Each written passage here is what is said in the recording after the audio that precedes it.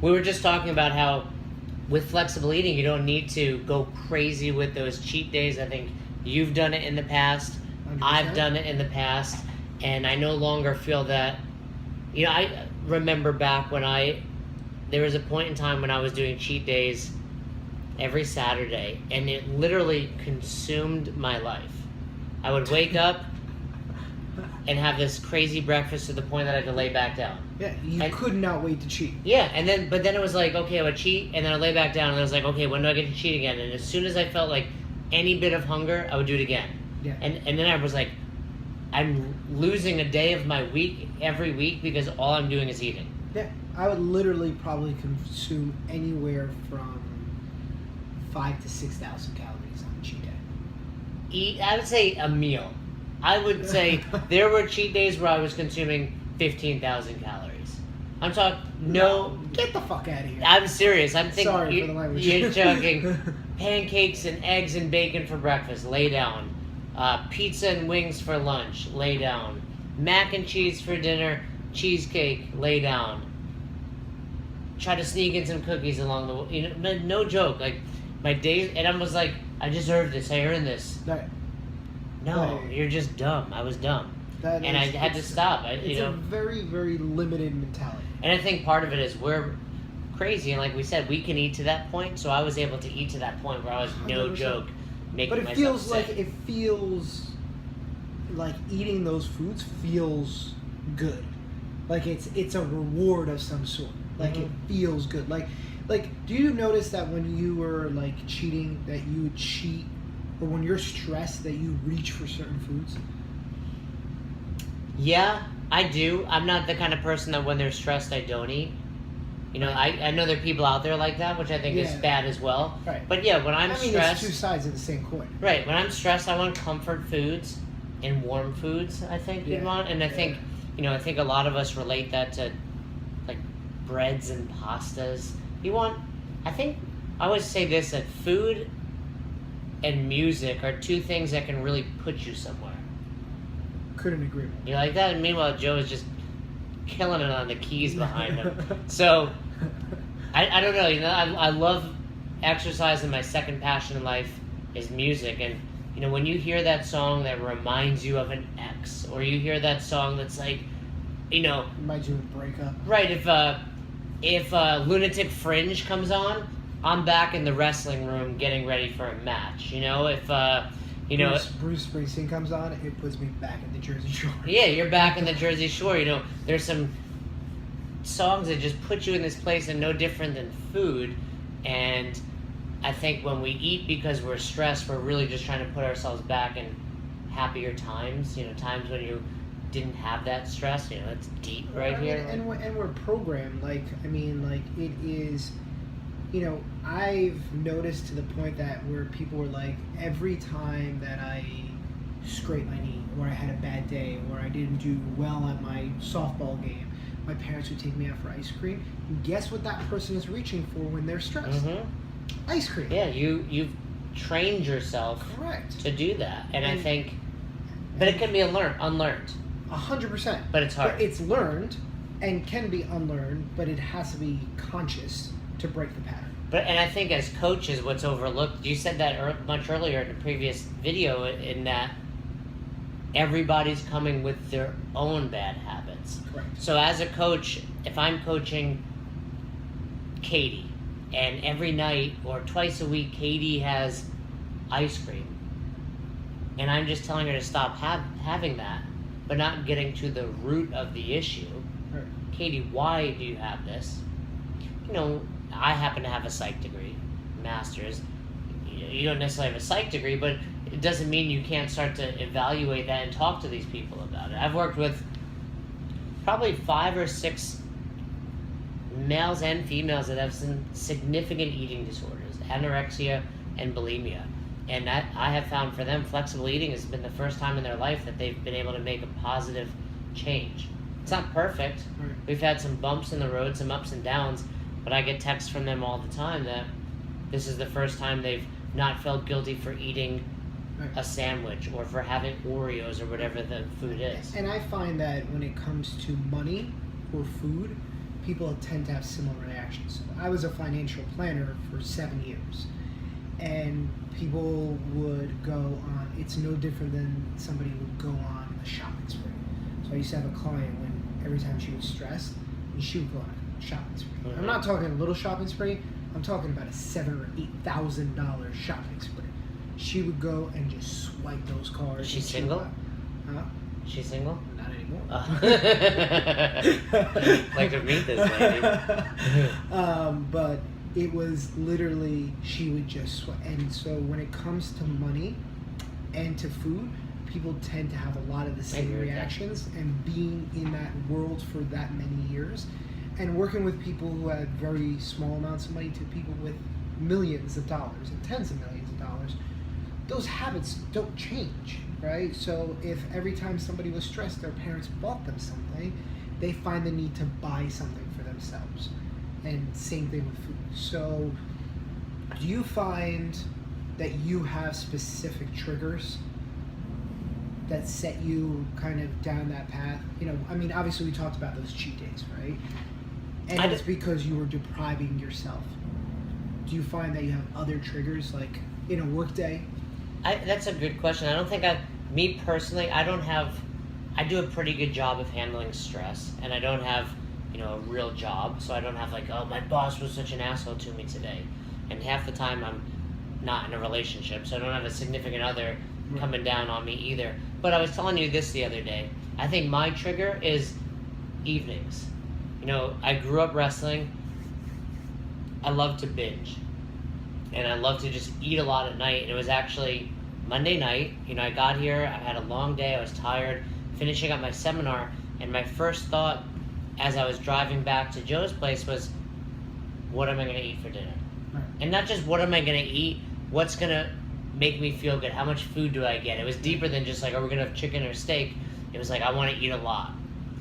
And it took the entire car ride home to realize, okay, I don't need that. And I had, something healthy, and I was fine with it. Right. So I think it was more just like I was tired, long day, wanted that comfort. Right.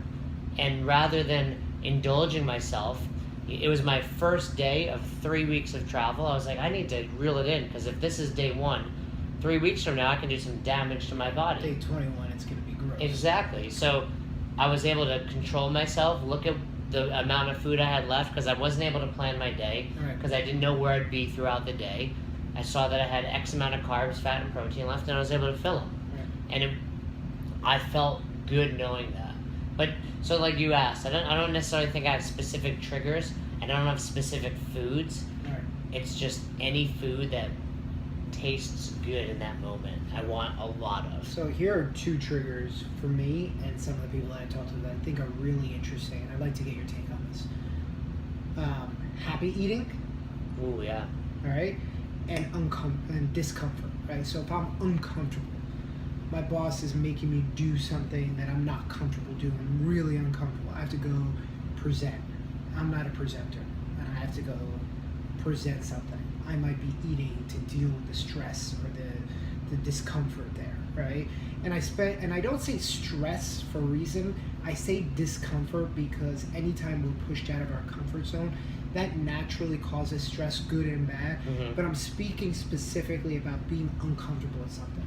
So when I was revamping Strengthly, I was uncomfortable all the time because the developers that I was working with and my marketing team were asking me all these questions I didn't know the answer to.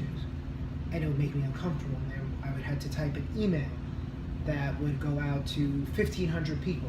I don't want to look like an ass, right? I don't want to look like I don't know what I'm talking about. So I was getting very uncomfortable, and I noticed at that point that was the time that I would come out of my office and go to the cabinet. Mindlessly. Without thinking. Like not even, and until I was like, whoa, wow. And so I started doing this thing where I take 5. I like that. All right, I take 5, and I notice if I really want something after 5 minutes, 10 minutes, because I'm really hungry, or am I just mindlessly eating to numb myself from the discomfort? That's a good tool, good trick. Yeah. I use like the water Right. trick that most, drink some water, are you hungry, or are you thirsty? Right. Same principle. I like that take 5, and that's And the other thing that I would use in that is I program my day out Right. every day on MyFitnessPal. So it would be, all right, well, is this chocolate bar in my day? Right. So if it's not, why are you doing it? And that's kind of like your take 5. I like that. Yeah, so I like that. The take 5 has saved me a lot. And in that's the time that I'll typically pick up the phone and make a phone call to somebody, To me. to Jason, and be like, what's going on, and distract myself from What are you doing that. wearing? How I hate you so much. But it's, at that point is when I'll pick up the phone or send it to, or do something else that leads me away from that behavior. Because again, it is a pattern. So in order to change it, it has to become conscious, and then you reprogram it, and then it becomes subconscious again. So, well, let's wrap up this part of the video, but Sure. you mentioned something that, you mentioned discomfort. I think people never consider happy eating. Yes. And I probably have never considered, you and I have spoken about it now, so how would you define happy eating? Classic example. I'm out at a bar. Friends are there. We're getting shots, and we're getting lit up a little bit. And maybe I planned some of that alcohol in, but I didn't necessarily like it. I'm feeling good and I'm happy, and I'm seeing food come out of that restaurant. Like, there's a restaurant down the street that makes its own pizza. It's awesome, and it comes out of a wood oven. You see it, and everybody's eating and happy, and so you want to just grab a bunch of slices of pizza, or you're at a cocktail party and you're grabbing little hors d'oeuvres, or it's cheese and crackers, or it's a lot of these little things that you're at a house party. And they're also super comfort. Super comfort. Warm, carbs, delicious fat. carbs, right? Yeah. And think about it. When was the last time you had like pigs in a blanket and had a shitty time? You know what I mean? Like whenever you're having those you foods, can't have a shitty time having pigs in a blanket. No, but I mean it's like at a wedding, at a bar mitzvah, Right. at the Super Bowl party. Right, exactly. You're not eating those foods, so all of a sudden you have good music on in the background. You have a few drinks in you. Mini pizza bagels. Mini pizza. Oh, the Jewish kid growing up. Come on. So I mean, no, I think that's great, and I think for both of those though, what we're really talking about is mindless. Correct. And that's why, you were in your office earlier, right? And I was eating that sandwich. It was one of my moments over the week where I've been manic, crazy, yelling and screaming and doing stuff. I was like, Jojo, I gotta tell you this. And you're like, come here. I'm like, I'm eating. And I think you didn't get it, but to me, I won't stand and eat. It's just a rule I have. Oh. I know it's like a crazy rule, but I've established it because I know if I'm standing, I'm doing other things. You were like a girlfriend in the moment. You're like, no. Come here. I want to talk to you. I'm calling, Come yeah. here. Come But- here, babe. But I would have put my sandwich down that you made. It was when we were having breakfast, but it was just like when I'm eating, I sit. Right. So that's one of the tricks I have, and I do it at home. I try my best not to be doing a ton of work. Nothing stressful. I'll throw. That's when I open up my iPad. I'll throw on a movie. Like I have a movie that I'll just watch every time I eat till I'm done with that movie, Right. or find some videos on Netflix or whatever. But to me, I always try to make eating very and I suppose you could say you're not being mindful. You're watching a movie, but I mean more like fun, relaxing Right. than eating on the run. Right. And I think whether you're eating because of discomfort or happiness, a lot of those are just due to not being Right. mindful and aware of your food. 100%. And I think, for me, it's the same idea.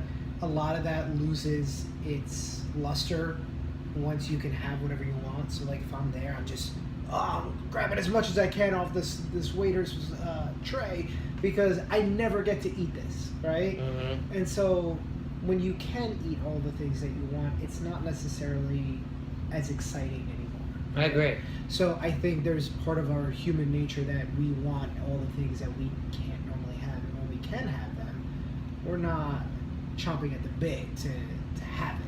And so I use my Take 5 trick there too, especially in those situations, right? Especially if I have a drink in my hand, and I'll tell you, it really works. It's so simple, but it's so powerful.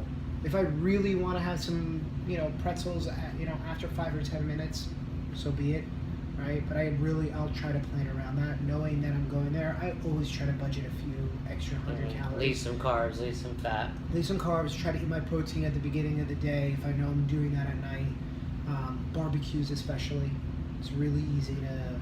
There's chips and dip and. Right, and the whole guac premise and of whatever. flexible eating is you can enjoy these events. Right. So you still want to enjoy them, but you don't want to overdo it either. Correct. I agree.